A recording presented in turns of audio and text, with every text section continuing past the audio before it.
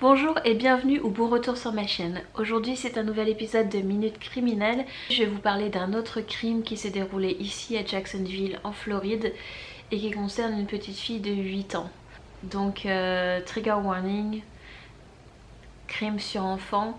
Si vous pensez que ça peut vous déranger, ça dérange forcément, mais si vous pensez que ça peut vous perturber, alors peut-être cet épisode n'est pas pour vous. J'ai un podcast en anglais qui s'appelle True Crime Minutes et j'ai fait un épisode sur cette affaire. Si vous comprenez l'anglais, vous aurez un petit peu plus de détails en écoutant cet épisode si ça vous intéresse. À la veille de Noël en 2004, Rain Periwinkle a accouché d'une petite fille qu'elle a appelée Cherish Lily. Elle et son partenaire Billy Jarrow ont eu une relation très courte et très compliquée qui s'est terminée par un divorce. Et en fait, les parents vont se battre toute la vie de la petite fille pour sa garde. Malgré tous les efforts de Billy Jarrow, en 2010, c'est Rain qui obtient la garde principale de Cherish. Rain habite à Jacksonville en Floride, donc c'est là où Cherish passe le plus de temps, où elle vit principalement. Et son père Billy, lui, habite à San Diego en Californie, donc c'est complètement à l'opposé du pays. Cherish voyageait donc régulièrement vers la Californie pour pouvoir passer du temps avec son père. Billy décrit Cherish comme une petite fille joyeuse qui avait toujours le sourire, même quand elle traversait des moments difficiles, et qui était pleine de vie. En 2013, Cherish a 8 ans, elle vit avec sa mère et son nouveau compagnon, Aaron Pearson, et leurs 2 enfants. Donc Cherish a 2 petites sœurs maintenant, Destiny qui a 5 ans et Nevaeh qui a 4 ans. Le 21 juin 2013, Rain prend ses 3 petites filles pour aller faire des courses. Le lendemain, Cherish est censée prendre l'avion pour aller passer l'été avec son père en Californie. Rain n'a pas de voiture à ce moment-là, financièrement c'est très compliqué. Aaron, le nouveau petit ami de Rain et donc le père des 2 plus jeunes filles, lui a donné 100 $ comme budget parce qu'elle a besoin de faire des courses. Elle voudrait aussi pouvoir envoyer Cherish à son père avec une jolie petite robe. Et cet argent doit aussi servir pour payer le taxi le lendemain matin pour l'aéroport. Ce qui fait que quand Rain elle part pour faire ses courses cet après-midi-là, elle a techniquement un budget de maximum 40 $ pour les courses dont elle a besoin et la robe. Vers 6 h de l'après-midi, Rain prend donc la poussette, ses 3 filles et elle marche 20 minutes pour arriver à un magasin qui s'appelle Dollar General. Comme le nom l'indique, la plupart des produits dans ce magasin coûtent à peu près 1 $, mais il y a quelques trucs qui coûtent 2, 3, 4 $. Dans le magasin, elles font leurs courses pendant à peu près 1 heure, elles regardent les vêtements.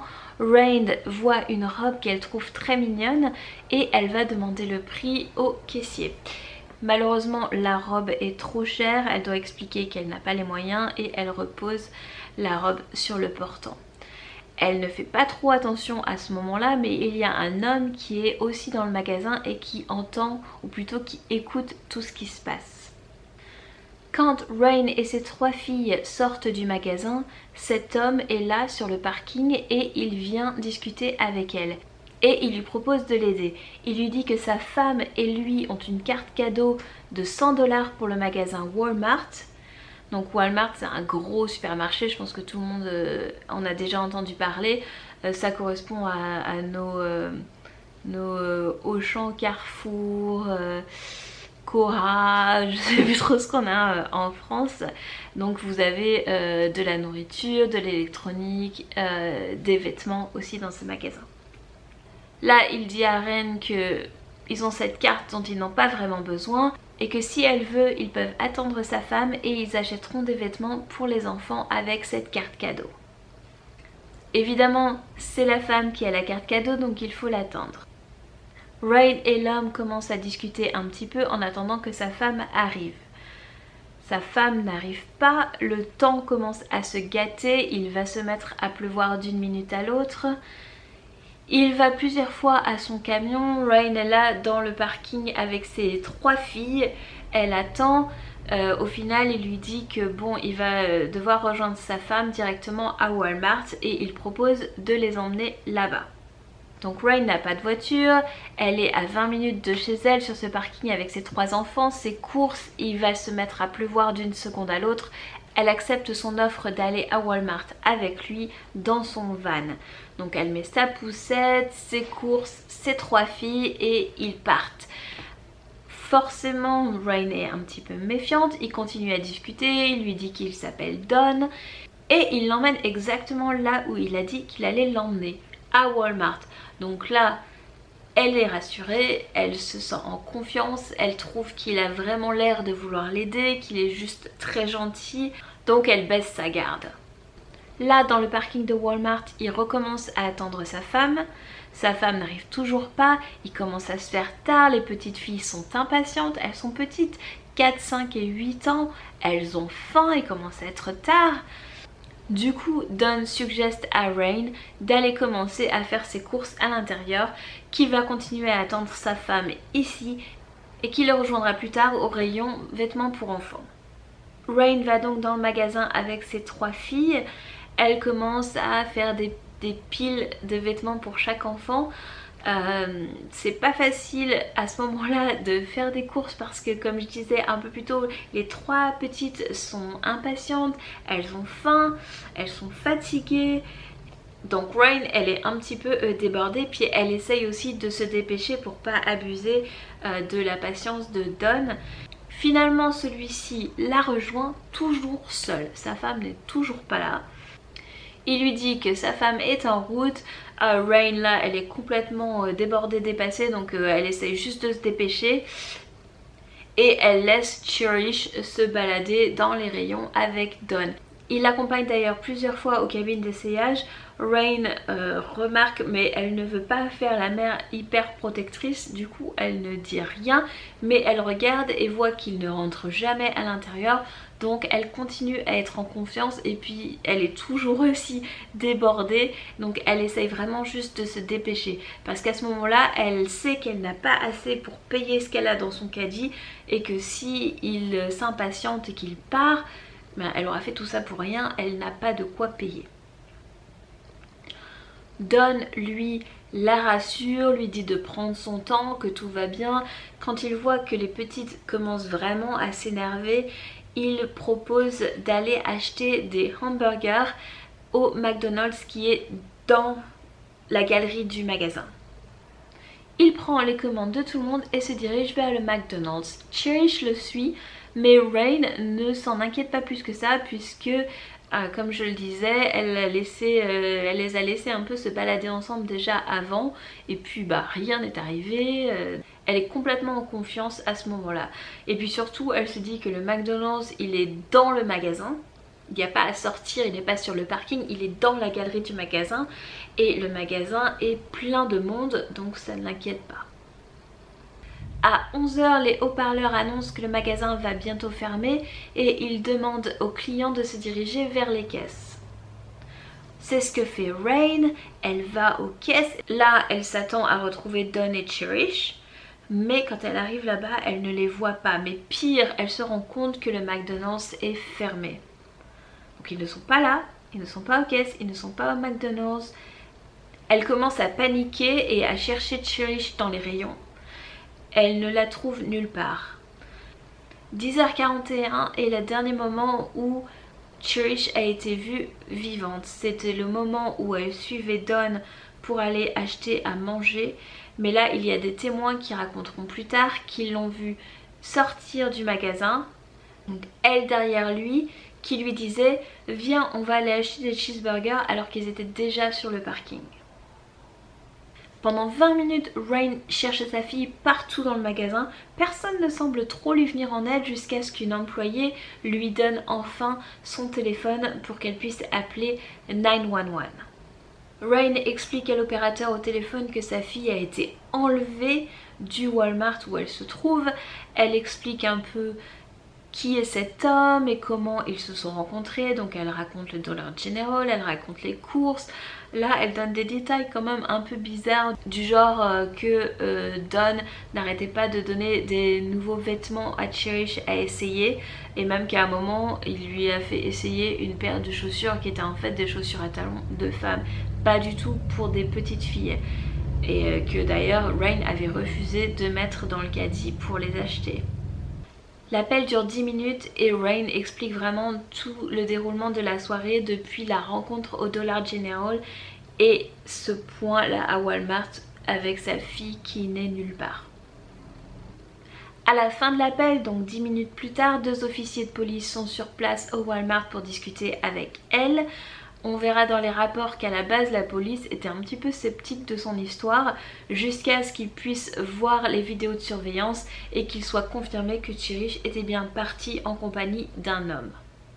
Les vidéos confirment également qu'ils sont bien montés dans le van et qu'ils sont partis du magasin. Malheureusement, la police ne prévient pas les médias et il se passera encore plusieurs heures avant qu'une Amber Alert soit diffusée. Donc personne ne cherche la petite fille ou le van pendant tout ce temps-là à part la police. À 3h30 du matin, le suspect est identifié comme étant Donald J. Smith, un délinquant sexuel bien connu des services de police. Il était d'ailleurs en prison et a été relâché seulement 21 jours avant ce fameux jour au Walmart. Donc Donald Smith a été en prison, il y a eu des ennuis avec la police parce qu'en 1992 il a essayé de kidnapper 2 petites filles qui ont réussi à s'échapper et en 2009 il a passé des appels en se faisant passer pour un employé, on va dire en France peut-être ce serait la DAS, un employé du Department of Children and Families, à un enfant et il posait des questions sexuelles au téléphone à cet enfant. La police apprend aussi que la mère du suspect, donc la mère de Donald Smith, possède un van Dodge blanc de 1998 et en voyant son mugshot, Rain peut confirmer son identité. À 3h50, la police va chez Donald Smith pour fouiller, chercher la petite fille. Il ne trouve Cherish nulle part. Et 30 minutes plus tard, enfin l'Amber Alert est envoyée. Les médias commencent donc à en parler et juste après 8h30, une femme appelle 911 parce qu'elle a vu un van blanc qui lui a paru très suspect qui était garé derrière une église mais vraiment dans le renfoncement. Elle dit que le van n'est plus là, que c'était il y a à peu près 1 heure qu'elle l'a vu, mais elle l'a remarqué parce que c'était tellement suspect là où il était garé que ça l'a marqué. Et donc après, malheureusement quand elle l'a vu, elle ne savait pas ce qui se passait. Mais après, elle a entendu, elle a vu les infos, du coup elle a tout de suite appelé pour dire « Hey, j'ai vu ce van, j'ai repéré ce van qui était vraiment très suspect et il n'est plus là, mais je me demande s'il n'aurait pas jeté quelque chose, s'il n'y a pas des infos qui seraient vers là-bas. » À 9h du matin, il y avait une policière qui était en train de mettre une amende sur l'autoroute qui a tout d'un coup vu le van passer et l'a reconnu. Donc elle a appelé des renforts. Ils ont réussi à s'organiser pour bloquer le van et aussi fermer l'autoroute et ils ont pu faire une arrestation comme ça au milieu de la route. Il n'a pas résisté, il s'est laissé faire, il a autorisé la fouille de son van et il n'y avait absolument rien dedans. Donc il n'y avait plus la poussette, il n'y avait plus les courses que Rain avait fait au Dollar General et surtout il n'y avait pas Cherish. Le van était complètement vide et on n'avait aucune idée de où était la petite fille. Lui, il était trempé. Il a admis que Cherish était montée dans son van mais qu'à un feu elle avait pris peur et elle s'était enfuie en courant. Puis apparemment pendant son arrestation il aurait finalement dit quelque chose comme « elle est dans l'eau ». Donc tous ces détails de lui qui était mouillé, lui qui dit ça, et puis l'appel du témoin un peu plus tôt, parce que derrière cette église où ils avaient vu le van, il y avait comme ça un ruisseau. Ils se sont dit il faut qu'on aille regarder cet emplacement. Donc les policiers sont allés sur place avec les chiens, ils ont tout de suite remarqué que vers le fond l'herbe avait été écrasée, donc on voyait là où les pneus étaient passés et un officier avec son chien a commencé à suivre ces traces de pneus qui l'ont dirigé vers le ruisseau. Là il a vu un arbre qui était couché d'une manière un petit peu bizarre, donc il s'est approché, il a regardé l'arbre, vous savez, il a suivi des yeux comme ça vers le bas, l'arbre qui touchait dans l'eau. Là il a vu des cheveux et il a reconnu la robe que Cherish portait. Elle portait toujours sa robe, mais elle était relevée et elle n'avait plus rien en bas. Il était 9h20 et on venait de retrouver le corps de Cherish Periwinkle. On avait tenté de le dissimuler avec des débris, des feuillages et même des pierres pour le garder en bas. À ce moment-là, ça fait à peu près 10 heures que Rain a appelé 911 et Donald Smith est emmené en détention. Là, il est interrogé, il dit qu'il ne connaît pas Cherish, qu'il n'a aucune idée de ce qui s'est passé, qu'il a passé la nuit avec des prostituées à fumer du crack. Mais les détectives lui disent, écoute, on a des vidéos, on te voit avec la petite, on a des vidéosurveillance. Donc là, Donald Smith se ferme complètement, refuse de parler et demande un avocat. La police prend plusieurs photos de lui, dont des photos de lui nu. Elle collecte aussi de l'ADN sur ses ongles, sa bouche et son pénis. Avant l'autopsie, on fait aussi un kit viol sur Cherish et on prélève aussi de l'ADN et on peut lier cet ADN à Donald Smith. Toutes ces preuves, l'ADN, plus les vidéos des 2 magasins, plus tous les témoins qui l'ont vu avec la petite fille, Donald Smith est accusé de meurtre au premier degré, de kidnapping et d'agression sexuelle. Le procureur annonce que Cherish a été violée avant d'être tuée et qu'ils veulent obtenir la peine de mort. En 2013, alors qu'il est en maison d'arrêt, Donald Smith reçoit la visite de sa mère à qui il fait carrément une confession. Il faut savoir qu'en maison d'arrêt, vous êtes enregistré. Vidéo, audio, vous appelle... Tout est enregistré parce qu'on essaie de monter une affaire contre vous. Mais bon. Donc en gros il explique à sa mère que la petite ne lui a pas laissé le choix, qu'il a essayé de lui dire de partir plusieurs fois mais qu'elle a continué à le suivre, qu'elle est montée dans son van, que lui, sachant qu'il venait de sortir de prison pour des problèmes avec des mineurs, il se dit, si on m'arrête maintenant, j'ai cette petite dans ma voiture, je suis foutue, je vais passer le reste de ma vie en prison. Donc bref, il dit qu'à un moment il a pété les plombs, perdu le contrôle et qu'en gros il fallait qu'il la tue. Ça a pris plus de 5 ans pour arriver au procès parce qu'à ce moment-là en Floride, les lois sur la peine de mort étaient en train d'être modifiées.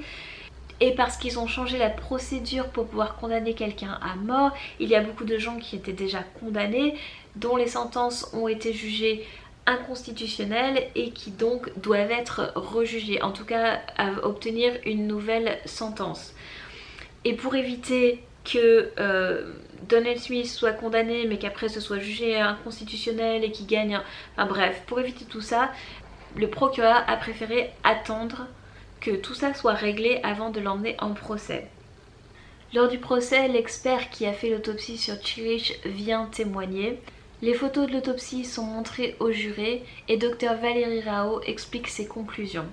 Elle explique que certaines blessures comme des griffures ou des morsures d'insectes sont post-mortem, mais que la plupart de ces blessures ont bien eu lieu alors que la petite fille était vivante. Elle décrit notamment des bleus à la poitrine de la petite fille qui en fait montrent que quelqu'un a en gros sucé fort. Elle explique aussi qu'elle a été étranglée, qu'elle a vraiment eu une pression énorme sur son cou jusqu'à ce qu'elle manque d'oxygène et qu'elle meure. Elle explique aussi que quand la personne n'est pas immobilisée, elle se bat forcément et que Cherish s'est battue et que du coup elle estime qu'il a fallu entre 3 et 5 minutes de pression comme ça sur elle pour qu'elle meure. On voit sur les photos de l'autopsie l'hémorragie et les vaisseaux de sang éclatés sur son cou. Elle raconte aussi que Cherish a été violée avant de mourir et que ces blessures qui proviennent de ça sont absolument énormes à tel point qu'en fait je sais même pas comment décrire, mais c'est Ses parties génitales ne sont même plus là où elles devraient se trouver. Elles ont été complètement déplacées tellement elles ont été blessées. Elle dit qu'elle a aussi ausculté Donald Smith quand il s'est fait arrêter, quand ils ont pris ses photos, etc. Et qu'elle a remarqué des bleus sur son pénis. Et elle explique que les bleus qu'il avait correspondent à quelqu'un qui se serait fait sucer très fort. Que donc ça correspond à quelqu'un qui aurait été forcé de faire du sexe oral sur lui. Elle explique aussi à ce moment-là que ces blessures sont fraîches et qu'elles correspondent à l'heure de la mort de Cherish. Son témoignage est tellement dur et elle a été tellement choquée de ce qu'elle a vu que même si c'est une expert accomplie, qu'elle a l'habitude de témoigner comme ça dans des procès et que forcément ce qu'elle voit c'est un peu toujours moche, là elle a vraiment eu du mal. Elle a décrit les photos, expliqué tout ce qu'elle avait regardé et conclu pendant 30 minutes, mais après ça elle a craqué et elle a dû demander une pause. Une experte ADN est aussi venue confirmer que l'ADN de Donald Smith avait été retrouvé dans la bouche, le rectum et le vagin de Cherish et qu'il n'y avait absolument aucun doute sur qui avait fait ça. La seule autre possibilité ce serait un jumeau, si Donald Smith avait un jumeau.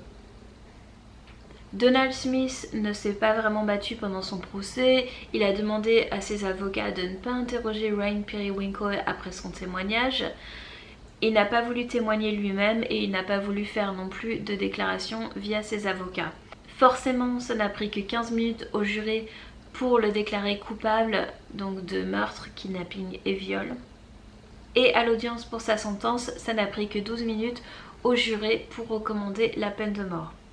Il a été officiellement condamné à mort en mai 2018. Seulement un mois après la disparition de Cherish, les deux autres petites filles de Ryan lui ont été enlevées. Elles ont fini par être placées dans sa famille en Australie. Il faut savoir que Ryan est australienne à la base et avant de venir aux États-Unis, elle a déjà eu une fille qu'elle avait laissée là-bas en Australie. Donc maintenant, ces deux autres petites filles sont dans sa famille en Australie avec sa première fille. Le père de Cherish, lui, a préféré ne pas venir au procès parce qu'il avait peur de sa réaction en se retrouvant face à face avec le meurtrier de sa fille et il a préféré envoyer son avocat pour faire une déclaration pour lui. Son avocat a aussi déclaré qu'il avait pensé à un moment faire des poursuites contre Ryan à cause de ce qui s'était passé. Pour lui, elle est d'une certaine façon responsable. Mais Billie a décidé d'arrêter là et d'essayer de passer à autre chose, de reprendre sa vie. C'est évidemment hyper tentant de blâmer Ryan Periwinkle pour ce qui est arrivé à sa fille parce que tous les parents du monde se disent certainement « moi jamais je laisserai mon enfant partir avec un inconnu, c'est impossible, quelle mauvaise mère, etc. » Mais il ne faut pas oublier la détermination du gars qui pendant des heures a gagné sa confiance pour finir par enlever son enfant. En définitive, il est quand même le seul responsable pour le meurtre de Cherish. Ce qui est intéressant avec cette affaire, c'est qu'elle a eu d'autres répercussions à cause de la façon dont elle s'est passée, notamment le temps que ça a pris pour lancer une Amber Alert. Donc depuis, ils ont modifié les protocoles. Et il y a aussi une loi qui a été passée pour changer la sentence minimum pour viol d'enfant de 25 ans à 50 ans de prison. Faites-moi savoir dans les commentaires si vous connaissez cette affaire et ce que vous en pensez. Et je vous dis à bientôt pour un nouvel épisode de Minute Criminelle.